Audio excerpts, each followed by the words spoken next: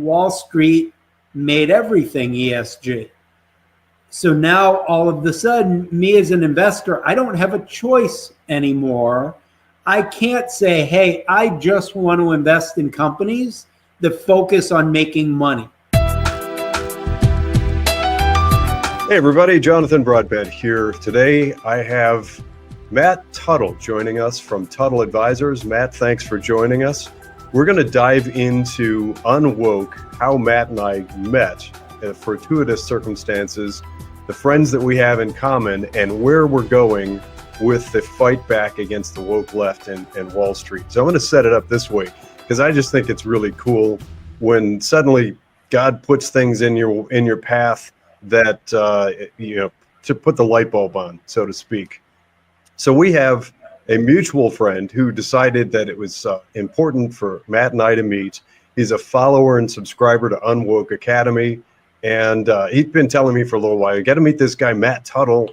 Matt's awesome. He's this great fellow. He talked him up, and finally we connected the dots, and I got in a phone conversation with Matt, and it turns out we know a lot of the same people. If you've been watching this show for any length of time, you know that I actually took control of Second Vote.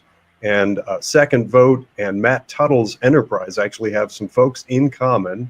Some of the folks, at least one, that left Second Vote when they closed is now working with Matt Tuttle. I'm going to get into a little bit more detail about my sort of steps of discovery and what I've found looking into Tuttle Advisors. Before I do, Matt, welcome. Can you tell us a little bit about yourself and Tuttle Advisors? Yeah, so Matt Tuttle, firm's actually Tuttle Capital.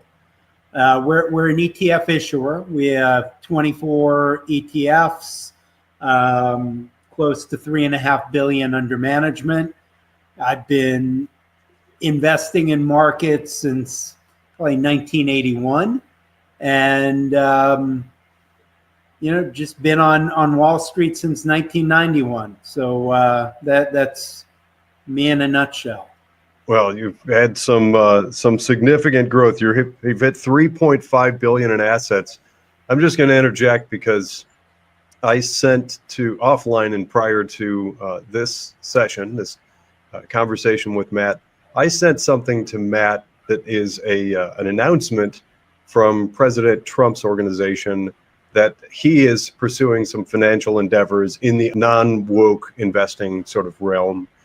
One of the things that occurred to me as I discovered that is to look into the financial institutions that are going to be behind this. It hasn't launched yet, I don't believe. It's not official. I think it's kind of an indication of interest from the Trump organization to pursue some investment vehicles that are not woke. So first thing I think it's more from Truth Social that is trying to get into those things. And I've actually talked to those people about maybe collaborating on some things as well. Well, I'm glad you said that because that's exactly where I was headed. I've looked into some of the organizations that are there, and it seems like you're perfectly aligned. You should be involved. I would hope so. I mean, it looks like they're trying to do something with Schwab, which doesn't make a whole heck of a lot of sense. So, we'll see how that all plays out. But I did have some discussions with them late last year. And, if we can put something together, there may be some synergies. From my vantage, there definitely appear to be, and I'm pulling for you. Stay tuned, UnWoke.Academy audience, because we may be hearing a lot more about Tuttle Capital and Matt Tuttle and his engagements with Truth Social. I want to dive right into kind of the steps of discovery and how I've come to know Tuttle Capital. And that is through a couple of ESGs that are kind of eye-catching. And I'm sure they're going to catch your attention when I reference what Matt has built.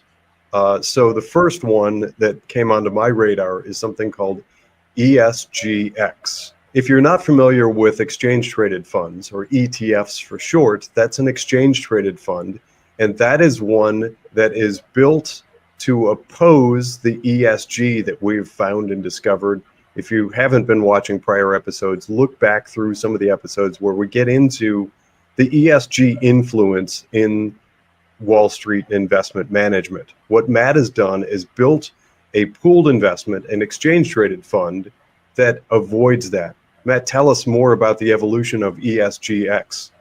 Yeah, so when I first started out in the industry, we had what are called socially responsible mutual funds. And they were mutual funds that would exclude, oil, tobacco, firearms, all that stuff. And, the performance compared to everything else was awful. But you as an investor got to make a choice. All right, I'm going to invest over here and I'm going to make as much money as possible, or I'm going to invest over here. I'm not going to be in companies that are morally reprehensible to me, and I'm going to take less of a return. And again, your choice. The ESG movement changed that. And basically what ended up happening, which I'm sure you tell your viewers a lot about, is that Wall Street made everything ESG. So now all of a sudden, me as an investor, I don't have a choice anymore. I can't say, hey, I just want to invest in companies that focus on making money, that focus on shareholders. Wall Street changed it to now stakeholders, and society is a stakeholder. And, so now you've got companies that were being forced to focus on things other than profits. So what I wanted to do is I wanted to give people a choice again. So the whole idea behind ESGX is we only buy companies that are politically neutral. Don't get involved in politics. Don't get involved in ESG. Don't get involved in DEI. It's we make a product. Our goal is we want to sell more of this product. Full stop. And, so that was the genesis behind this idea, is just give people a choice again. Beautiful. I applaud that. So that was an entryway, and I'm going to interject this side note because I personally think it's fun. I mentioned to Matt a few days ago that many years ago in a group of friends, I kind of drew short straw. That's the way I like to put it, and was selected to be president of a gun club. There were about 65 of us at its peak. We had some special forces, military, law enforcement, a lot of civilians. And we did some gun shoots and some competitions, and it was all about safety, community safety, personal safety, etc. So for anybody that is not a fan of weapons and firearms, it's not my intention to interject this for any reason other than the fact that Matt launched a second ETF called GUNZ, G-U-N-Z, which is designed to appeal to people like me who were advocates of our Second Amendment and defense rights. So, Matt, can you tell us a little bit more about the origins and where you are with GUNZ? Yeah, and it's actually a lot more than that. So one thing that makes me unique in the ETF space is I'm also an active investor and trader. Again, I've been doing it since the early 80s, and I am a big believer that investing is all about being in the right themes. But you're going to make more money being in themes first. Like everyone knows AI, and yes, I think you should own NVIDIA, but the easy money has been made in NVIDIA. The easy money has been made in AI. So I'm always thinking in terms of investment themes. And the one thing that unfortunately I have noticed is we are getting less and less safe. 4 years of open borders, 4 years of defund the police, all of that has led to us being less and less safe, which means if you're less safe, the police force is not growing, it is shrinking. What do? You've got to defend yourself. I have a kid who lives in Chicago. He has a taser, he has mace. I have a kid who lives in New York City. She has a taser. She has mace. I can't imagine them not having that. Now, I used to spend a lot of time in New York City. I never worried about it. Now I'm got my head on a swivel. And, I think Trump is going to be the law and order president, but it's not going to be that easy. And there are a lot of bad people in this country. I think those stocks are going, and they have. I mean, the performance has been great. I think it will continue to be as more and more people are forced to take defense into their own hands. And it's lethal and non-lethal. So, the fund has gun companies, the fund has ammo companies, the fund has, H.E.A.T for home alarms. It has, Axon for tasers, because what people are going to want is going to be different. I don't want my kids carrying a gun, but I do want them carrying a taser. That's good perspective that you're a family man and have kind of thought through what that theme looks like for the individual, not just from an investment in companies standpoint, but what does it mean for the personal safety of family members? I like that. I'm going to interject for our audience that nothing in this discussion represents an investment recommendation. I hope that you'll consider Tuttle Capital and Matt Tuttle, what he has to offer. But at this point, I personally, and on behalf of UnWoke Academy, I'm not in a position to make a recommendation one way or the other. We're simply discussing the growth, the intentions, and trajectory of Tuttle Capital. And we're honored to have Matt here personally to talk about his venture and where he sees it going. So what's next, Matt? What do you have any other ETFs you're thinking of on the horizon? We always have ETFs we're thinking of on the horizon. There are two big areas we're getting into. One is the income space. Covered call ETFs have been very, very popular. They're flawed. So we're coming out with a set of income ETFs that address those flaws and fix them. The other thing we're coming out with is a series of ETFs that are, the stocks are chosen by AI and the allocations to those stocks are also chosen by AI. I am a big believer that AI is the future of my space of investments. I think traditional indexing is obsolete at this point. I mean, they don't know it yet, but it is. I think active management is obsolete at this point. Traditional analysts are obsolete at this point. At some point, it's going to all be AI driven, and we can be the pioneers in that. Interesting. A question for you.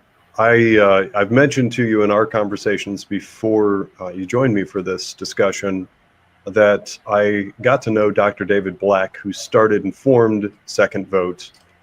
We had many discussions. One of the things, and I've mentioned this before in discussions on UnWoke Academy, it's my understanding that Dr. Black and Second Vote and many organizations like that have faced regulatory hurdles. They've faced obstacles in launching things like ESGX. Did you find, and you have an array of different exchange traded funds, did you have any extra difficulty in launching that one or maintaining it? Yeah, I mean, guns was a little bit harder, but yes, pushback on every level. When you're doing an ETF, there are a number of different service providers, and you've got to put all those service providers together. Custodian, lead market maker, authorized participant, exchange, on and on. So if one and all of those service providers have, hey, all right, what's the product? Let us take a look. And normally it's fine. These weren't. So generally, if I have an idea for an ETF, I can get it filed and launched all done in, 3 months. Guns took well over a year, and, and ESGX was probably pretty close to it. And, and there's still, I still get some interesting feedback from time to time. I can only imagine. So, knock wood, and thank God that you were able to get through what you were able to get through to launch these things, because I am among many people that appreciate your efforts and think it's a smart move. I hear every once in a while about delisting and deplatforming and all those sorts of things. I believe that it's much less of an issue right now with kind of what people are calling the vibe shift with President Trump taking office. But is that a concern for things once they're listed? Do you have to work as hard to keep that ETF open and operational? So, I have not seen those issues. Like, one thing I can't do, for example, I like to do Twitter ads or X, whatever you call it. I can't, and I also like to advertise on Facebook. I can't do that for the guns ETF. And I've tried changing some of the words and, the letters. It doesn't work. That's an automatic, you can't do it. So that's kind of a pain in the butt. But that's, the only thing I've seen, does, I'm very active on Twitter. Do they downvote what I'm doing? I'm not technically proficient enough to know. I've got 12,300 followers. I don't know whether that's good or that's bad. I don't know whether I'm shadow banned or not. And again, I wouldn't know how to figure that stuff out. But certainly I would love to, I'd love to be able to advertise guns the way I do my other ETFs. And unfortunately, I can't. Well, speaking of Truth Social, are you on other platforms? Where can people find out more, in addition, of course, to the website? For our watching audience, I will include in the show notes a link to Mr. Tuttle's enterprise, Tuttle Capital. But tell us more about where people can find you. Yeah, so I'm very active on Twitter. That's at Tuttle Capital. I do post videos on YouTube. So it's YouTube, like at Tuttle Capital. I do a daily newsletter, the heatformula.substack.com. Do a lot of webinars, lots of videos, a lot of content. We'll be putting out a blog pretty soon. I like to do a lot around education, because what I have found, having worked on Wall Street, is Wall Street can be very unkind to the uneducated investor. And what passes for education isn't. And, in the financial media, there's a lot of talk, in Republican circles about, the capture of traditional media. It's the same thing in the financial media. You just don't notice it because 99% of the time the market goes up. So, you may be getting bad advice, but you're still making money. You're just not doing what you could be doing. But, you always look at who the advertisers are. Have you gained any traction on legacy media? Have you seen that there's any coverage, good or bad, from any of the mainstream? So in the financial media, yes. I was just in the Wall Street Journal today. I'm in the Wall Street Journal a lot. I was just on Fox with Maria yesterday. So I do a lot in the media. The only place I'm not in is CNBC, because I did an inverse Jim Cramer fund and they didn't take too kindly to that. So I'm blackballed from CNBC, but I'm in the financial media a lot. Traditional media, no. And I thought they'd have interest in guns, for example, tied to what was going on with crime. And that was another reason I did it. I like great investment theses, but if I can also call out some of the hypocrisy out there which is why I did the inverse Jim Cramer, because it made me mad that CNBC would bring him out without any, no consequences, for the picks he was giving. So I wanted to call that issue out. I also want to call out the issue of crime, because while, my kids, have mace and a taser, I should not have to worry about them. And, and I do. And it pisses me off that I do. So I want to call out that issue. Traditional media has had zero interest in it. Well, good for you for using your voice to call out areas of concern. And I was actually going to bring up the inverse Jim Cramer. I'm glad you did, because I think it's spectacular. I've been commenting on that for years, that he gets away with, I'll just call it financial murder. Exactly. It's awful. Those of us who know, who pay attention to what Jim Cramer actually does and says, and the result of it, it's awful. It's leading lambs to the slaughter. That is something that's still operational, right? No, see, a lot of times success or failure of an ETF comes down to timing. And I launched it a couple of months before he started pounding the table for the Magnificent Seven stocks. And it was right before, I don't know if you remember, and I forget what year it was, maybe probably 2023, right before NVIDIA had that earnings announcement that shocked everybody and made everyone realize, oh my God, AI is the future and NVIDIA is it. And so we were shorting the Magnificent Seven. So that year in 2023, I think the market was up 20%. We were down 15. We should have been down like 80, but it just goes to show how wrong he was on everything else. But I didn't see a path forward being short the Magnificent Seven. And also, I was personally long the Magnificent Seven. I just didn't feel right about having an ETF shorting a bunch of companies that I personally wouldn't be shorting. So we shut it down. At some point, I may restart it. I'll look at kind of the timing of things.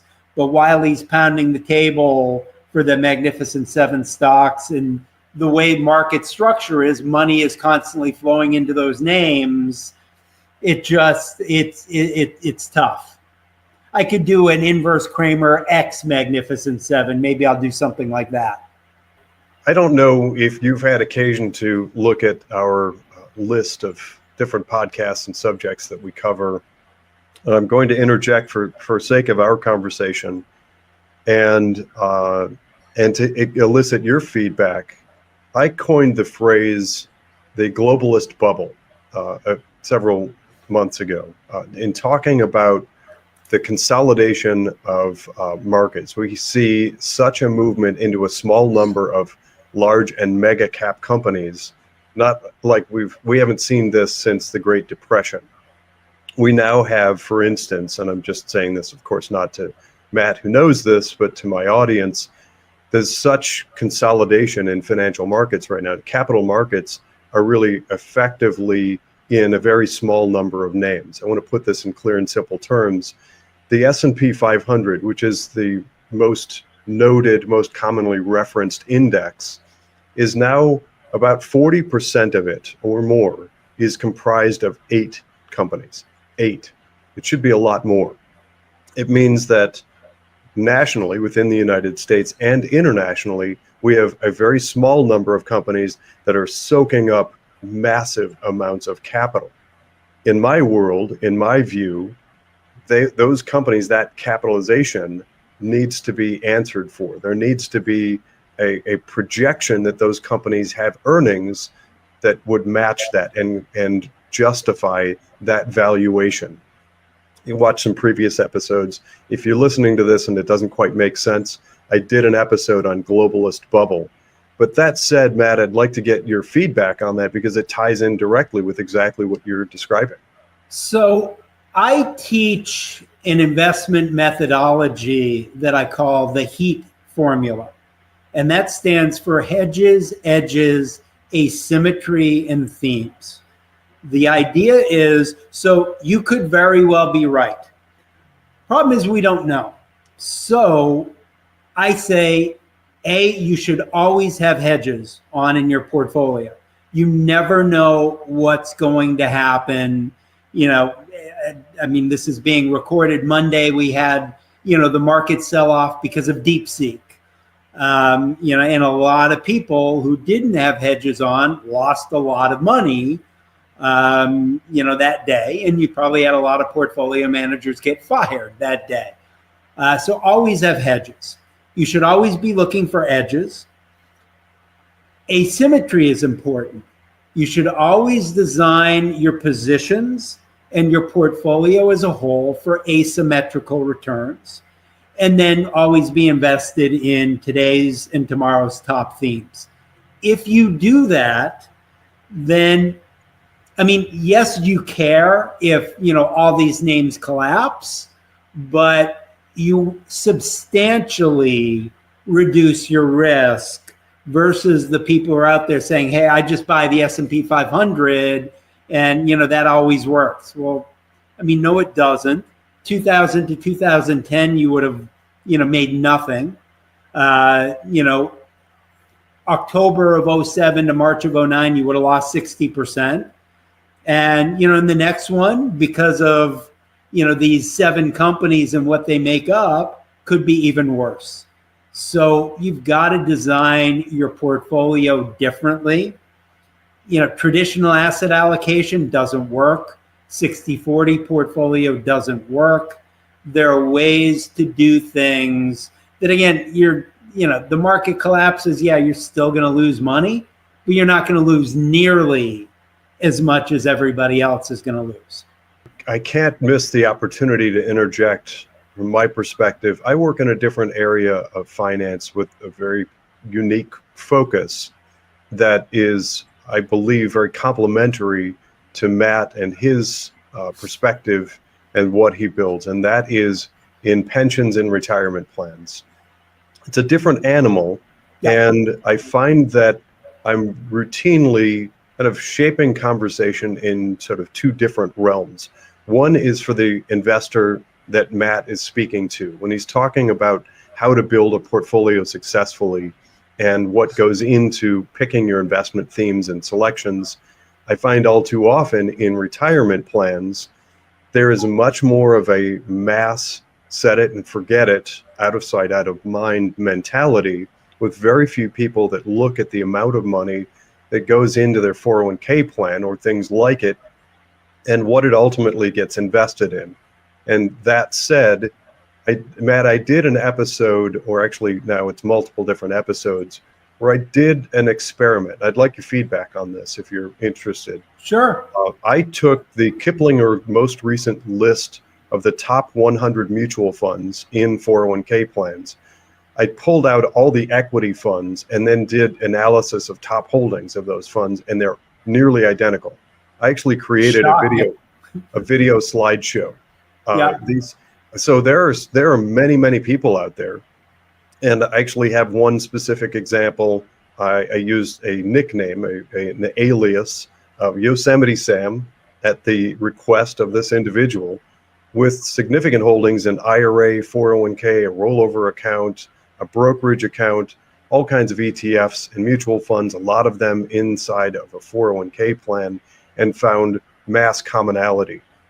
There were some holdings that were represented 29 different times. That is absolutely fundamentally true of places like Vanguard that are heavily indexed, relying on the same, effectively kind of the same investments over and over again. But I'm wondering, Matt, if this is something that you've encountered as well, and if you have any feedback in that push to try to get more people aware in their retirement plans to properly diversify. So let me unpack that a little bit. So yes, I've certainly noticed that. And one of the reasons why I believe traditional indexing is obsolete and active management. And what passes for active management, which is basically I'm hugging an index and making a couple changes here and there and charging you, more for it. I think those things are obsolete because if you look at all these funds, they all look the same. They all have the same holdings. And, and the correlations are the same. There is no alpha anymore. And by alpha, I mean, it used to be back when I started, if I wanted to research a company, I had to go to the library and I had to spend hours and hours trying to put stuff together. Now you and I have access to the same stuff that, BlackRock and Vanguard have access to. Could you every once in a while find an undervalued, overlooked stock? Sure. Consistently, no. So all of this stuff is correlated. It's all concentrated in the top stocks. When this eventually unravels, it's all going to go down. The problem is in a retirement plan situation. Now outside, yeah, that's why we talk about the H.E.A.T formula, and you need to do things differently. In a retirement portfolio, for the most part, and I know some have windows that allow you to go outside, when you've just got, hey, you've got these 30 funds, yeah, you can do better, but you're still very limited. So like, for example, the traditional kind of way of diversifying people use and the way of protecting themselves is bonds. I hate bonds. I talk about asymmetry a lot. I like investments where heads I win a lot, tails I lose a little. Bonds are heads I win a little, tails I could theoretically lose a lot depending on the duration, meaning the interest rate risk of my bonds. I don't think bonds are a risk reducer. Every once in a while they are, but in like 2022, nope, didn't help. So I think that is a huge problem in retirement plans that have a fixed amount of investments. And I think that's one of the huge problems. I think another one, I bet if you did a survey of how people chose their investments, they looked at what were the top performers over X amount of years and just bought like the 2 or 3 or 4 or 5 top ones, which means they probably have 4 or 5 correlated investments.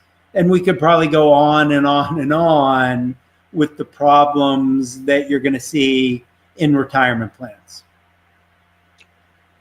The way I look at it, from my vantage, the volume of information that I get relative to workplace retirement plans, that's 401k and things like it, I see a bubble, and I see cause for concern.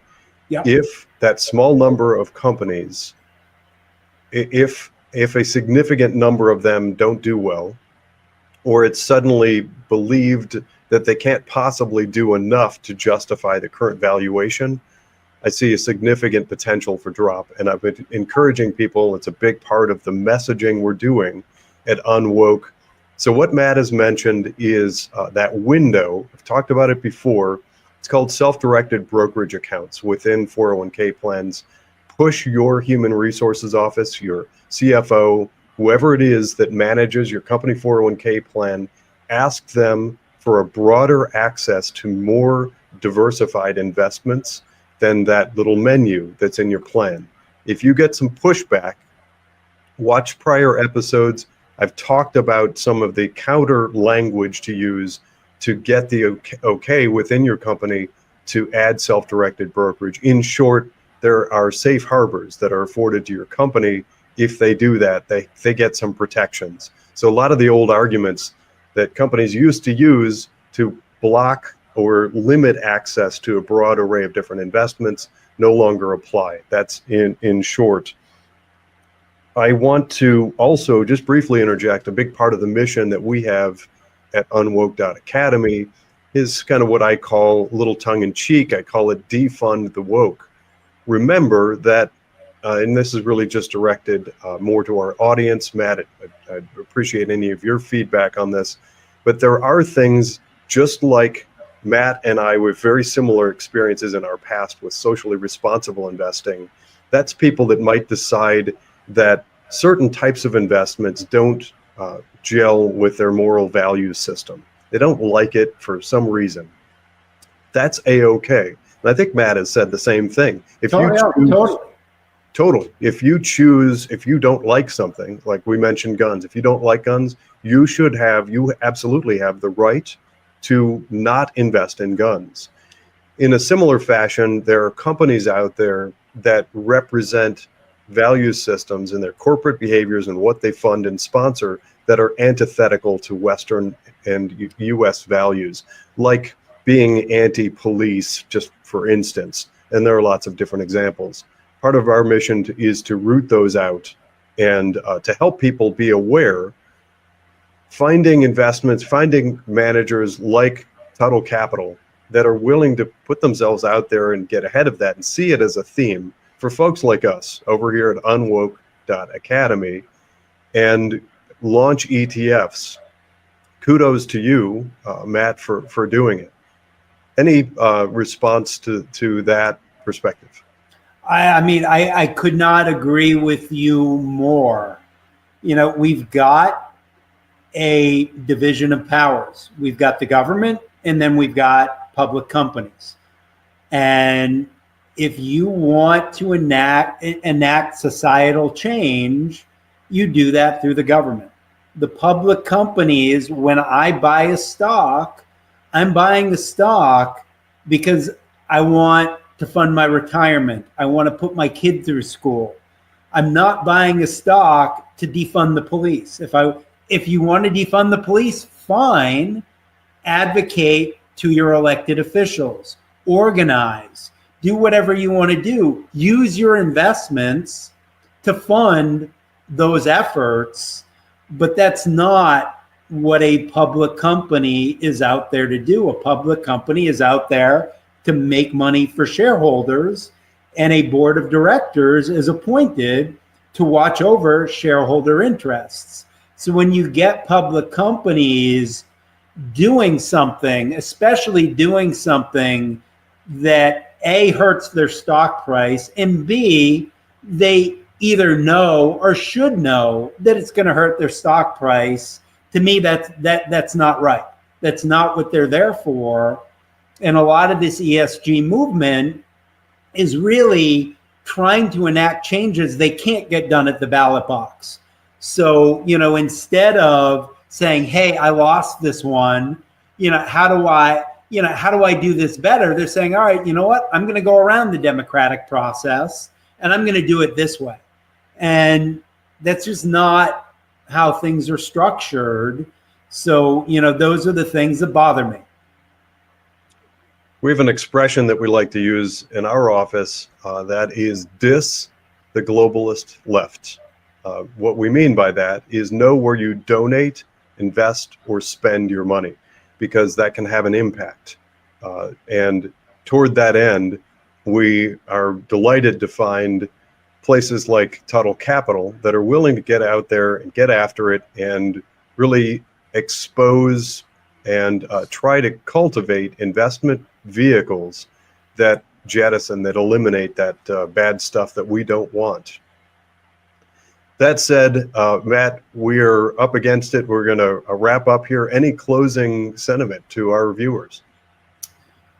Nothing I can think of. We covered a lot of great points here. I would suggest, go to my website at tuttlecap.com, learn about the H.E.A.T formula.